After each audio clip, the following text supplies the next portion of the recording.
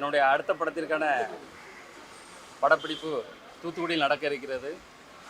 அதில் கலந்து கொள்வதற்காக நாங்களும் எங்கள் படக்குழுவும் அங்கு சென்று கொண்டிருக்கிறோம். இதை டைரக்டர் துரை செந்தில்குமார் இயக்க ஜிப்ரான் மியூசிக் அமைக்கிறார். மற்றும் ஆண்ட்ரியா ஷாம் முக்கிய கதாபாத்திரங்களில் நடிக்கின்றார். பாயல் ராஜ்புத் பேரா இதில் பண்ணுறாங்க.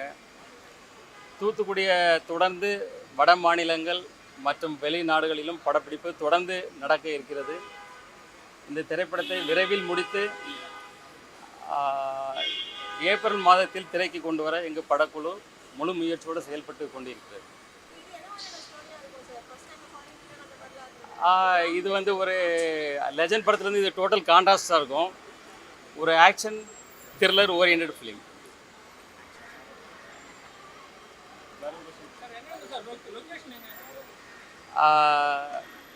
ஜார்ஜியாவில் இருக்குது. 2ஆம் கட்ட 3ஆவது கட்ட படப்பிடிப்பு வந்து ஜார்ஜியாவில் இருக்குது. அது போக ஜெய்ப்பூர்லேயும் சில விஷயங்கள் இருக்குது. அதே போல் தொடர்ந்து படப்பிடிப்பு பிளான் பண்ணிட்டு சங்கத்திலேருந்து ஸ்ட்ரைக்குன்னு கொஞ்சம் இது பண்ணாங்க, அனௌன்ஸ் பண்ணாங்க. உங்களோட கருத்து எப்படி சார்? இல்லை, சங்கம் வந்து இப்போது பேச்சுவார்த்தை நடத்திட்டு இருக்காங்க. ஸோ அது சுமூகமாக முடிஞ்சு நல்ல ஒரு சுமூகமான ஒரு சூழ்நிலை உருவாகணும்னு நான் நம்புகிறேன். ஹேமா காமெடி ரிப்போர்ட் இப்போ அரசு போயிட்டு இருக்கு சார். உங்களோட தனிப்பட்ட கருத்து எப்படி சார்? இப்போ அது வந்து கேரளா உயர்நீதிமன்றத்தில் அது வந்து தாக்கல் செய்யப்பட்டிருக்கு. உயர்நீதிமன்றம் வந்து இதற்கு தக்க உத்தரவு பிறப்பிக்கும் என்று நம்புகிறேன். சார், விஜய் சாரோட மாநாடுக்கு உங்களுக்கு அப்புறம் வந்தால் போகக்கூடிய வாய்ப்புகள் இருக்கா? இல்லை, அதை பற்றி இப்போ சிந்திக்கலை. எதுங்க? எக்ஸசைஸ் டயட்டிங் தான். That's all. Exercise dieting. இல்லை, அப்படி ஒன்று ஆன் ஸ்பாட் பண்ணிக்க வேண்டியதான். இது வந்து ஹார்பரை சுற்றி உள்ள விஷயங்கள், ஹார்பரை சுற்றி உள்ள விஷயங்கள் நடக்குது. அது போக அந்த கிராமங்களில் நடக்கிற சில விஷயங்களும் அதில் செயல்பட்டுருக்கு. அரசியல் இருக்கணும் இல்லை, இது அரசியல் கிடையாது. முழுக்க முழுக்க இது வந்து ஒரு கண்டென்ட் ஓரியன்ட் ஃபிலிம். ஸோ அது ஒரு கேரக்டரைசேஷனுடைய இம்பார்ட்டன்ஸ் தான் இதில் ரொம்ப முக்கியமாக இதில் செயல்படும். எதுங்க? ஏப்ரல் 14 பிளான் பண்ணியிருக்கோம். பொதுவாக வந்து நிறைய படங்கள் நடித்த பேர் தான் படத்தோட பேர் சொல்ல மாட்டாங்க. ஆனால் உங்களுக்கு 2வது படத்துக்கு பேர் சொல்ல மாட்டாங்க. இல்லை, பேர் வந்து இறுதி கட்டத்தில் இருக்குது. பேர் ஃபைனல் பண்ணுறது சீக்கிரம் இதை இது பண்ணிடுவோம். ஸோ இந்த மாதிரி படங்கள் நடிக்கிறதுனால அரசியல் வருகைக்கான இது ஒரு முன்னோட்டமாக இருக்காங்க. இல்லை, மக்கள் நலனில் எனக்கு எப்போவுமே ரொம்ப அக்கறை அதிகம் உண்டு. நம்ம வந்து அரசியலை வந்து இன்னும் எல்லா தரப்பு மக்களுக்கும் இப்போ ஒரு நல்ல விஷயங்களை செயல்படுத்த முடியும். காலம் நேரம் சூழ்நிலைகள் சரியாக வந்தால் கண்டிப்பாக அரசியலுக்கு வருவேன். அப்படி வந்து என்ன மாதிரியான கட்சிக்கு நீங்கள் சப்போர்ட்டிங் பண்ணுங்க? இல்லை, அது அந்த காலகட்டத்தில் நான் உங்களுக்கு தெரிவிக்கிறேன். விஜய் சாருக்கு சப்போர்ட் பண்ண வாய்ப்புகள் இருக்கா சார்? கட்சியோட இணைந்து செயல்படுற மாதிரி திராவிட கட்சிகள் இல்லை, இப்போதைக்கு இல்லை. இப்போதைக்கு எல்லாருமே வந்து விஜய் சார்ந்து தான் இப்போ இல்லை, இப்போதைக்கு பார்வையில் எப்படி இருக்கு? இல்லை, இப்போதைக்கு அந்த முடிவு இன்னும் எதுவும் எடுக்கல. ஆக்சுவலி வர 26 எலெக்ஷன் பார்த்திங்கன்னா ஒரு மும்முனை போட்டியாக மிக தீவிரமான ஒரு போட்டியாக தான் இருக்கும். இதில் வந்து எந்த கட்சி வந்து ஒரு பலமான கூட்டணி அமைக்கிறதோ அவங்க தான் ஆட்சி அமைக்க முடியும். இதுதான் என்னோட கருத்து. அதான் உங்களோட கருத்து தான் சொல்கிறோம். அந்த ஸ்ட்ராங்கான கட்சி விஜய் கட்சியாக இருக்க வாய்ப்பு இருக்கா கேட்குறேன். இல்லை, மும்முனை போட்டின்னு சொல்லியிருக்கேன். திமுக அதிமுக விஜய் கட்சியா?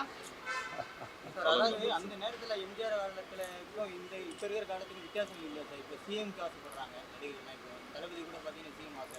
எப்படி பாருங்க, எடுத்தோடனே சிஎம் இல்லை, அதை மக்கள் தான் முடிவு பண்ணணும். ஏன்னா வந்து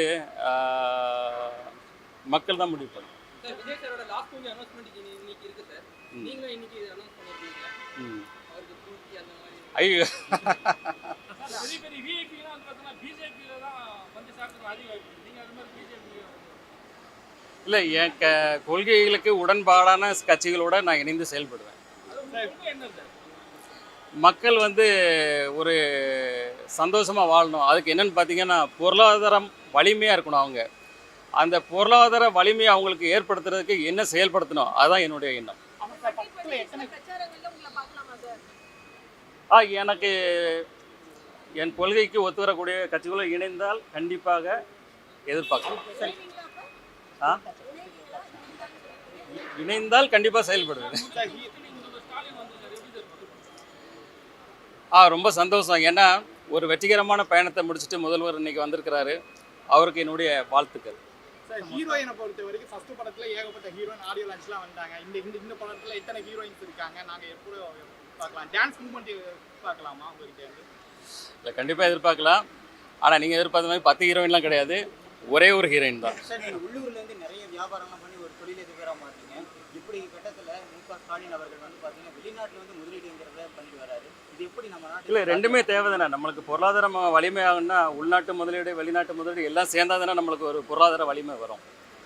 இந்த வயதில் உங்களுடைய ஃபிட்னஸ் என்ன பண்ணணும்? இல்லை, சீரான உடற்பயிற்சி, சீரான உணவு, இதுதான் சந்தோஷமாக மனநிலையில் வச்சுக்கிறது. அடுத்த ஒரு ஹீரோவாக தான் உங்களை பார்க்க முடியும். இல்லை, தொடர்ந்து பார்க்கலாம் எப்படி இருந்தது. சார் கோட் படம் பார்த்தீங்களா? ஏகப்பட்ட ஃபீட்பேக் போயிட்டு இருக்கு. உங்களுடைய ஃபீட்பேக்காக ஆர்வமாக எதிர்பார்க்குறோம். இல்லை, அது ஒரு ஃபேண்டசி ஃபிலிம், அது அந்த லெவலில் ரசிச்சுக்கலாம்.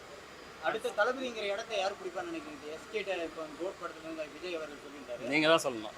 உங்களோட பார்வையில் யார் சார்? இல்லை, என்னுடைய பார்வை உங்களுடைய பார்வை ஒன்று தான். ரைட், நன்றி.